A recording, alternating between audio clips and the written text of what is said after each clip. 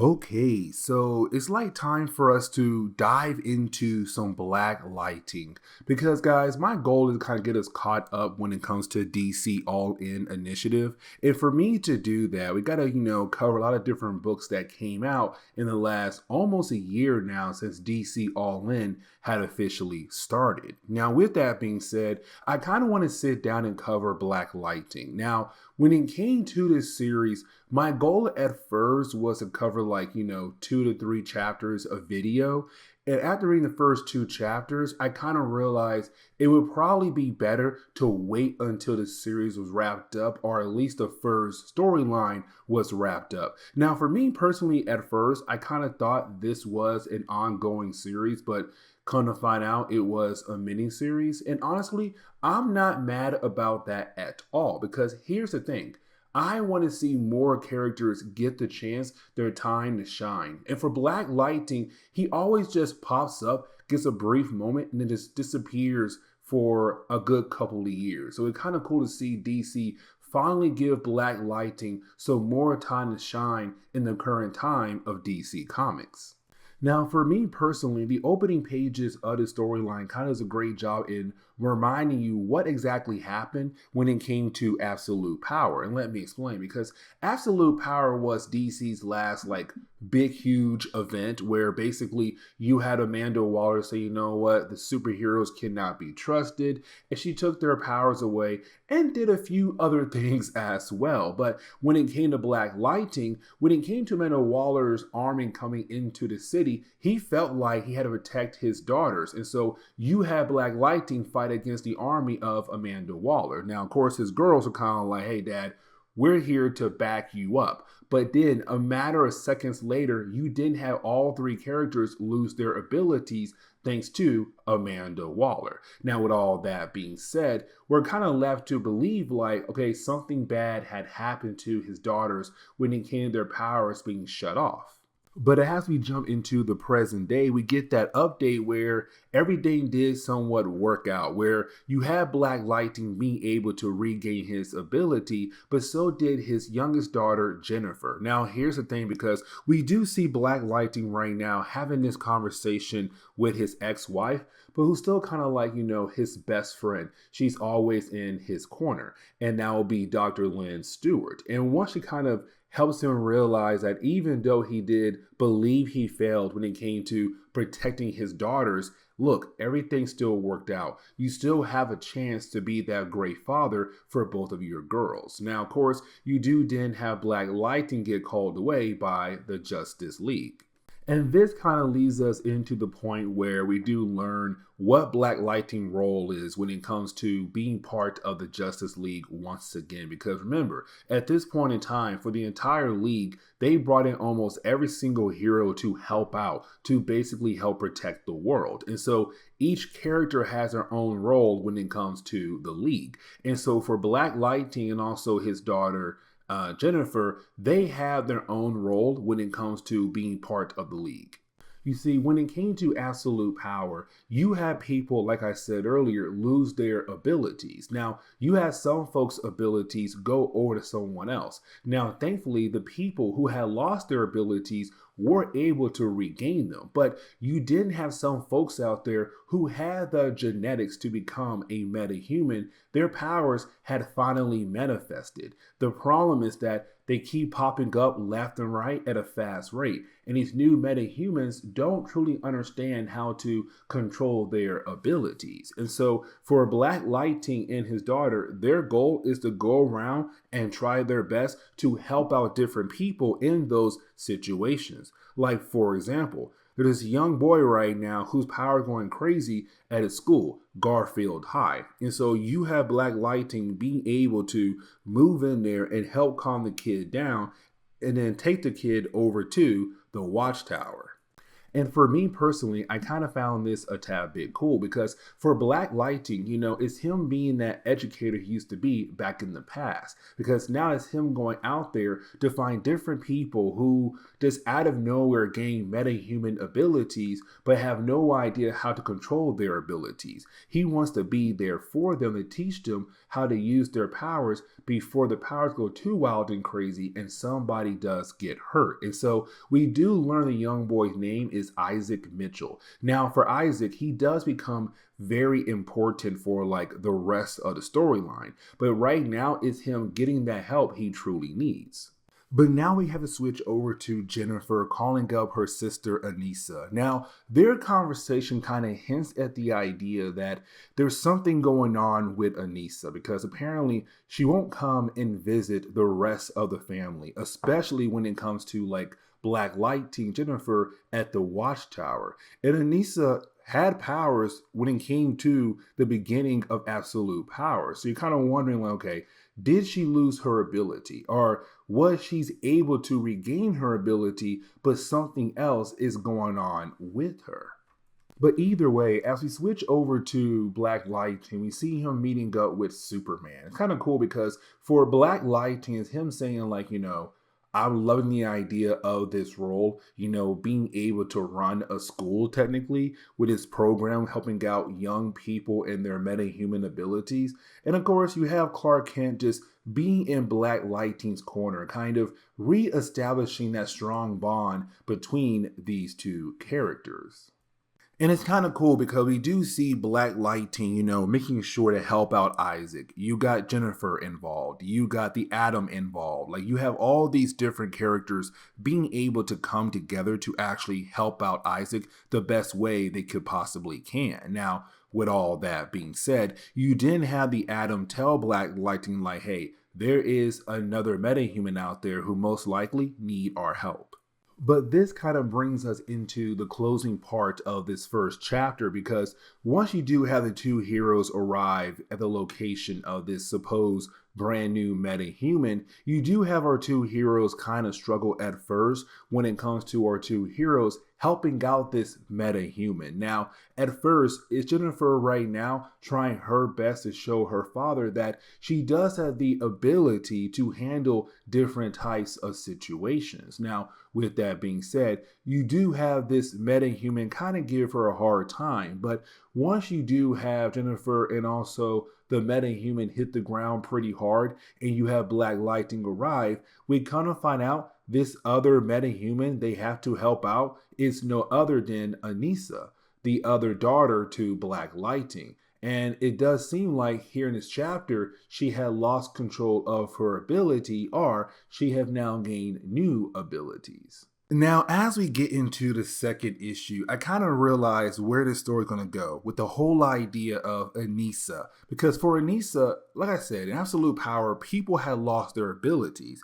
And when it came to her, that night broke her. And the reason why, because when it came to her father, Black Lighting, in her mindset, he's overbearing. He's always watching over her, always trying to control her and make sure that she does what he wants her to do. But at a point in time, when it came to absolute power, she had everything. She had her girlfriend. She had her powers. She had her freedom. She kind of felt like she had the ability to stand on her own two legs. But then, of course, absolute power happened. She lost her powers, and it does seem like she also lost her girlfriend as well. And so she kind of feels like she has completely fallen apart. And her father is now judging her. Now, here's the thing, because it does seem like to me like in her mindset, her father is judging her and ashamed of her, but in reality, it's just him wanting to protect her. Yes, he is overbearing, but not in a way where it's kind of like, I'm trying to be negative in your life. He'll make sure that she is perfectly okay. And technically, these two characters, in my mindset, they have been apart for a good while when it came to DC Comics. So with these two characters now coming back together, it's kind of like, okay, they have to reestablish that bond between a father and a daughter. But right now, you have her going through a therapy session with an AI system made at the Watchtower. And so for Anissa, she wants her father to be there when it comes to her therapy session. Matter of fact, she believes that currently her father is on the other side of that wall, just listening in, watching in as she goes through her therapy session. But in reality, for Jefferson, Black Lighting, his daughter Jennifer, they're out there right now trying their best to help out other metahumans. And so once she does leave the room, Anissa, she realized her father is not there. It upsets her. And with her being upset, of course, it does affect her abilities as well. And so, unfortunately, she's not really being able to control her powers. Now, with all that being said, you didn't have this AI robot basically tell Jefferson, like, hey, you need to come back here because your daughter is not really, going well when it comes to our idea of therapy, but also us helping her control her brand new abilities. But you also have the book kind of remind us what is Black Lighting's role right now when it comes to being part of the Justice League. Because issue number 2 is kind of like, hey, just in case you didn't read the first issue, here is your quick reminder. Is Black Lighting and his daughter part of a program where they go around and help out new metahumans who had just gained their abilities to hopefully find new ways to teach those new metahumans how to control their powers, but to also make sure to keep them out of harm's way as well. Now, the reason why I say keep them out of harm's way is really important because as we get into the next part of this storyline, we pick up with a character known as Councilman Harriman. Now, for the Councilman, his main goal is to kind of like in X-Men comics when it comes to like Graydon Creed, you have that person who's trying to campaign on the full idea of hatred towards a certain group of people. And so when it comes to Harriman, his whole campaign or his whole idea right now is to build hatred towards the metahumans by basically saying Amanda Waller is correct, that these heroes cannot go unchecked. But on top of that, he kind of believes that there's going to be a point in time where the regular humans are going to be second class and the metahumans are going to be, well, first class. But at the same time, though, you can't trust these metahumans because they might do different things that could put you regular people in harm's way. And the thing is, like, when you have the councilman on the television spreading the hatred across, the entire nation, you have different people like Isaac watching this. And for Isaac, for him, he's kind of concerned, like, what could possibly happen to him? What organization could come after him, or possibly his mother as well? Because we are also introduced to his mother, who's kind of like, hey, everything is going to be okay. Like, look, you already met the League, and knowing the League, they'll go out of their way to at least try to protect you. But again, it's still the whole idea of the possibility that things could go, south. Now, once you have Black Lighting and also Jennifer get back over to the Watchtower, it's not really him trying to have a conversation with Anissa, but she's not really trying to, have that conversation. And unfortunately for Black Lighting, he really can't start one because you didn't have Red Tornado say like, hey guys, I need all like leaguers here right now because we got a code 8. We need all hands on deck. And so unfortunately, he has to go. But at least for Jennifer, she's able to have this conversation with her sister. Now, for Jennifer, she's really on her dad's side here. Like, you can't blame dad for everything. You can't put all that pressure on dad, especially for today. Like, dad wanted to be there, but unfortunately, dad couldn't be there because he has a job to do. He's out there trying his best to help out everyone the best he can. Now, when it comes to Jennifer, she does take Anissa over to Steelworks. Now, Steelworks, the company ran by, of course, Steel. Now, here's the thing, because you do have the two characters run into their mother. Now, you would think, like, okay, with their mother being here, they can kind of use her as a way to kind of get Anissa to realize that Black Lighting is truthfully not at fault for everything that she's trying to blame him for. But while you do have the two characters walk in, you didn't have them also realize that Isaac is there as well. So here comes Isaac also becoming a tad bit more important in this overall story. Now, while you have all three characters going up the all four characters going up the elevator, they do run into Natasha Irons, the niece to, of course, John Henry, aka Steel. Now, there is a reason why she kind of stopped them on one floor to have a conversation with Jennifer. Because for Natasha, she already knows, like, hey, listen, we got three targets right now on their way over to, the company building. So I need your help to protect this place. And so that is when you have Natasha go ahead and put on her armor suit. Now, as soon as she does that, you do have the arrival of three different characters. The first being Volcana. Now, Volcana is a character who fought against Clark Kent in the past. And really, in the entire storyline, for her, that's like her biggest thing to say over and over again. Like, hey, you know who I am? I'm Volcana. I fought against Superman, which honestly, you're like, okay, cool. You fought against him, but you still lost to him. But you do have two other characters arrive there as well. Groundswell, had a hard time saying that, and Shakedown as well. And so for the end of the second chapter is our two young heroes going up against these three characters who just broke into Steelworks. Now, the third chapter really does open up with this flashback. And for me personally, I kind of like this flashback a lot because it really does show off that for Jennifer, she was a young hero who had these friends she could talk to. Blue Beetle, Stargirl, Signal, Cyclone, Aquaman, these young heroes. And for her, she looked at her father differently than Anissa did. For her, she looked at her father as this great man who's teaching her all these different things to make her a better hero. She kind of realized why her father is so respected by all these other great heroes in the world. So a completely different view from her sister. But then we have to transition back over to the present day where it's us seeing our two heroes trying their best to take on these other three metahumans in the middle of Ironworks. Now, for Anissa, Lynn, and also Isaac, you had the three characters run over to a different part of the building. Now, here's the thing, because for Lynn, the ex-wife to Black Lightning, she kind of realized what's going on here, that the three intruders are most likely coming here for some equipment that's locked away right now behind this safe. And so you have Lynn kind of wondering if any of the three intruders are trying their best to make their way over to this safe that's currently holding the equipment.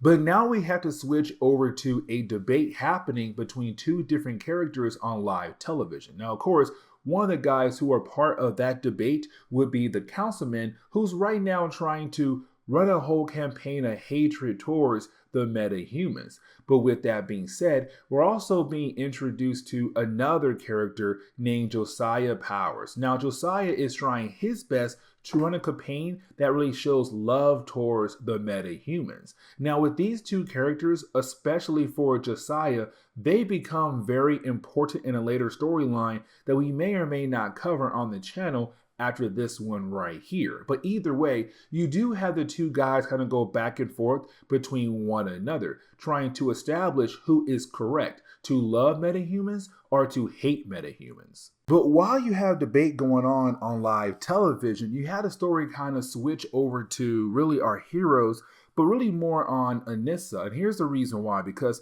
for Anissa, as we all know, she can't control her powers at the moment. But for Jennifer and also for Natasha, they need some help. But also, it's a fourth metahuman who's right now trying to make their way over to that safe. And so for Lynn, what she is saying is right now, we need to buy some time until the League is able to send in some kind of backup. And so their only hope right now to buy some time would come from Anissa. And so you have Lynn and also Isaac break the dampeners on her body to allow her to hopefully use her new abilities. The question is right now, can Anissa truly control her powers to hopefully buy everyone enough time until the big guns can get there? Now, right after you have our heroes decide to use Anissa, Black Lightning arrives. And can I say, this page right here alone, man, it really shows like how great Black Lightning is. But once he does arrive, you have our hero go over to where Anissa, Lynn, and Isaac is at. Now, that fourth metahuman, whose name is Windfall, she grabs the packages and get the heck out of there. So these four metahumans were able to pull off their mission.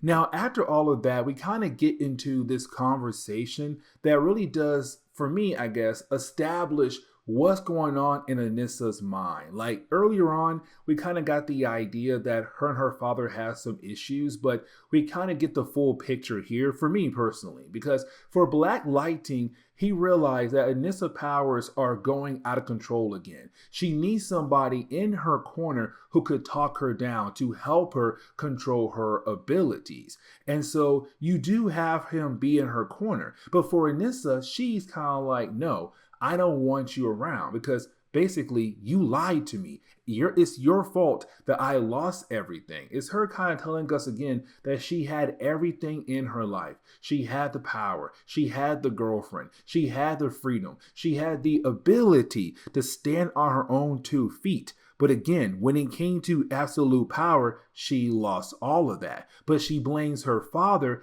and the other heroes for that happening. Now, here's the thing. It's Black Lightning telling her, you didn't lose me. I'm still here with you. I'm still here for you. I still believe in you. I would never look down at you. And so after he says that, it's kind of like, okay, Anissa realized that maybe, just maybe, she had made a mistake. Maybe they could work together. But for Batman, he's watching the readings on Anissa and realize that her powers are going out of control and they need to pull her out right now before something big happens in the area. And so you do have the League teleport her away. Now for Black Lightning, he did not want that to happen because now it seems like he basically lied to her, that he did not believe in her, because he did say, I believe that you do have the ability to control your powers. And then here comes Batman saying, nope, she got to go.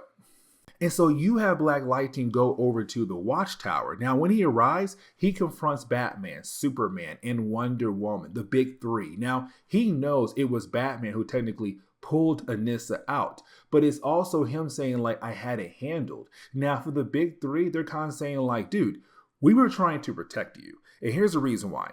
Anissa powers were going out of control. If she had lost control, then most likely she could have hurt innocent people. With those innocent people getting hurt, then most likely they would come after you and your entire family. We were trying to protect you and your entire family. Now for Black Lightning, he understands that, but now he has to talk to his daughter to kind of work things through with his daughter. But for the big 3, they're kind of like, maybe, just maybe, that's not a good idea because let's not forget, she is angry with you. And with her powers, somewhat out of control, what if her seeing you make things a whole lot worse? Now for Black Lightning, he's kind of like, no one is gonna tell me how to raise my child. Now technically she's already grown, but it's him saying like, she's my child. Like you 3, especially Batman and Superman, should understand what it's like to have a child and wanting to be there for your child. And so you have Black Lightning kind of say like, if you don't move, I will make you move.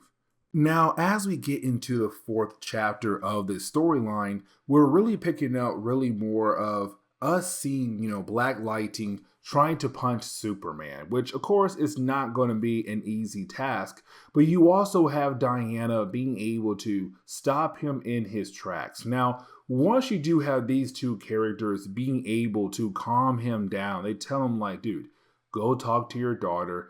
Try your best to work things out with her. Now, of course, as we all know, it's not going to be that easy because right now she still believes that technically it was his idea to teleport her away. But he tells her, when we go home together.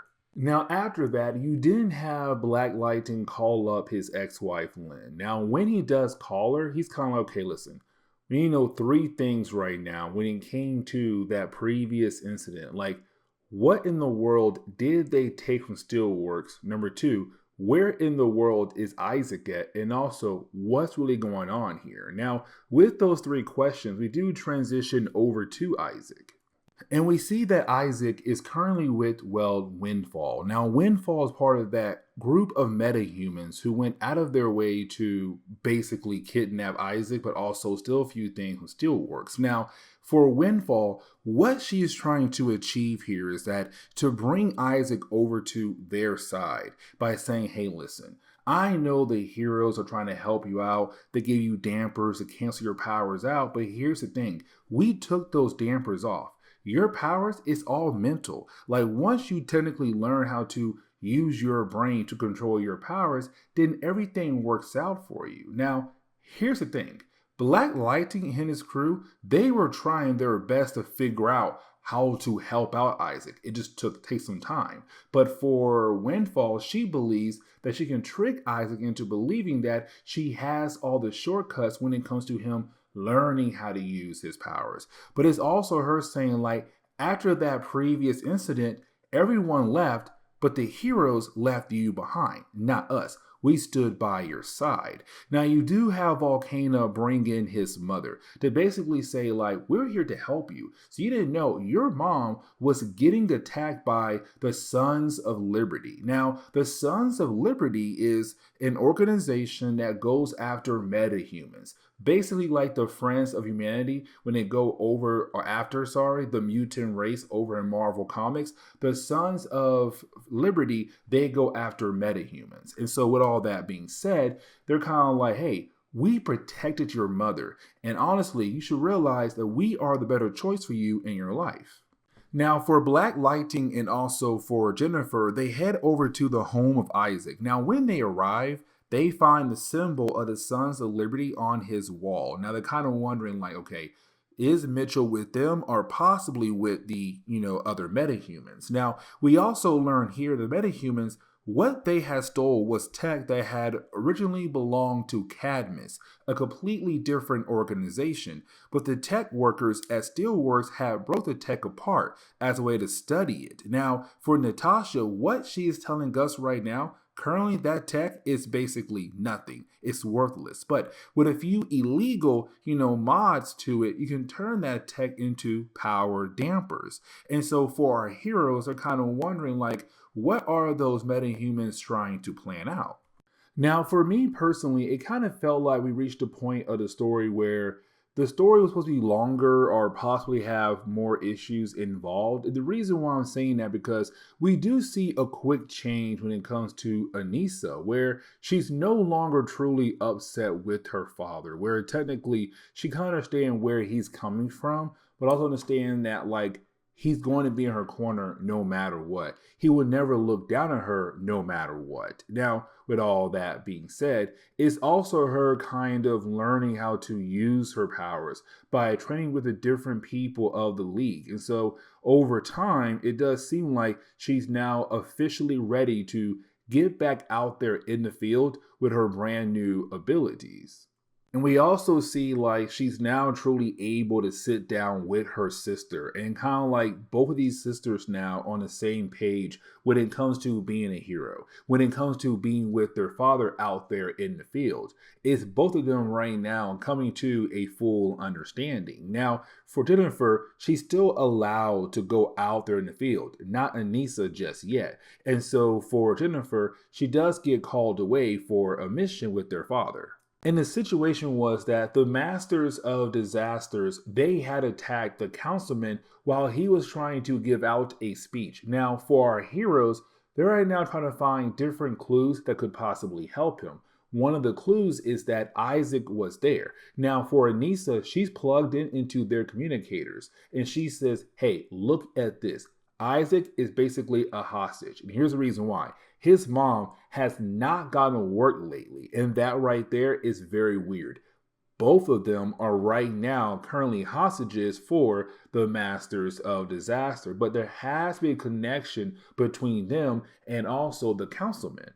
And the thing is, for Isaac, he has been trying his best to figure out how to escape. But also, when it comes to the Masters of Disasters, they have given Isaac different equipment to use as a way to help him control his abilities. Now, for Volcana, she walks into the room. She says, "Hey guys, we got to dip out right now. Like, this place right here is basically burned. Like, it's no longer a safe place anymore from the heroes." And so this is where you could technically say the story is beginning to speed up a tad bit more, because we do see the sisters right now trying to figure out where are the Masters of Disasters at, like where could their current base be at.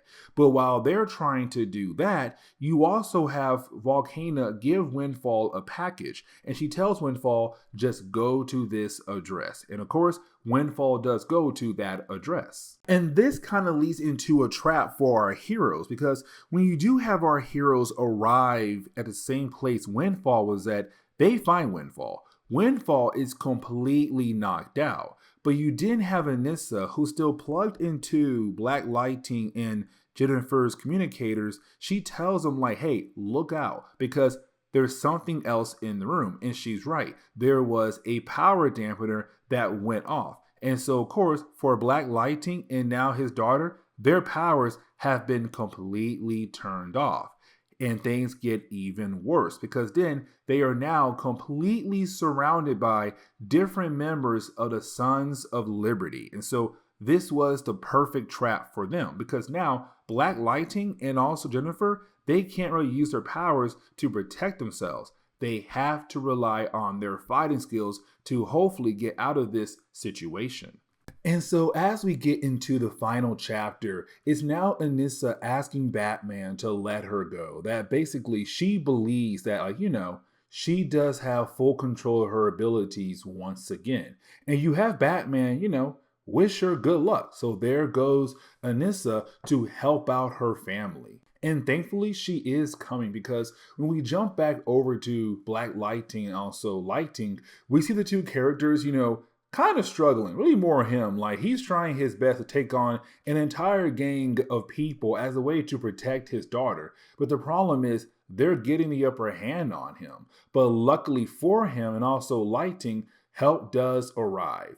And that will be Anissa. Being Thunder. She just crashes right down the middle of the room to show that she's here to basically help out. And this is where you can kind of tell, like, okay, the story is trying to wrap up somewhat quickly here. And the reason why I'm saying that, because as we jump over to Anissa arriving, she's already having a hard time controlling her abilities. But luckily for Anissa, help does arrive, and that will be Grace Choi, her girlfriend. And with her girlfriend being there, it's kind of like, hey, you know what? Calm down, relax. And with her being relaxed, it allows Anissa the chance to actually control her abilities. Now, you also have Windfall say like, hey, listen, I was tricked by Volcana, so technically I'm now on your guy's side when it comes to fighting against the Sons of Liberty, but also anybody else currently here in this building. And that is when we switch over to the Masters of Disasters. Now, here's the thing, because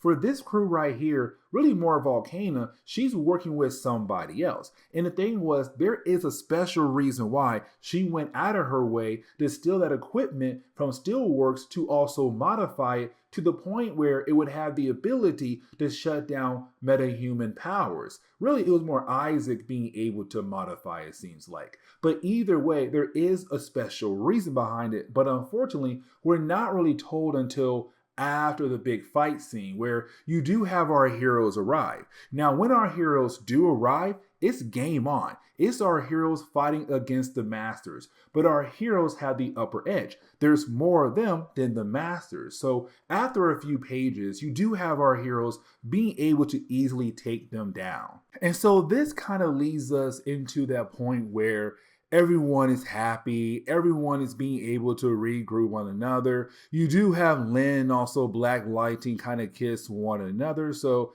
there is a possibility those two characters could get back together. Now, it's also Anissa being able to meet her AI once again. And once she does, AI therapist, but once she does, she tells us that when it came to Isaac, he was able to collect all this different pieces of data or locations where the masters of disasters were at.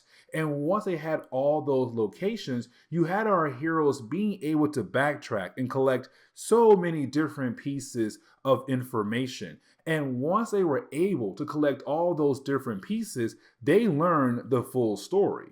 You see, we come to find out the full story is that when it came to Councilman, the one who's been pushing this agenda of turning against metahumans, what he did was he was technically hiring the masters of disasters to cause different incidents in different areas so that it would basically help him to run his campaign. But the entire time he was working with them. And so for Black Lightning, he's kind of like, listen, we have a lot of information that we could technically use against you to prove that you're a criminal. Like, you are using metahumans to push your agenda. You put innocent people's lives in danger. Like, all of this is your fault. But for the councilman, he says, even though you have all that information, you were able to collect that information by using alien tech at your watchtower. I want to see how that's going to work for you in a courtroom. And so technically right now, for the councilman, he's untouchable. But for right now,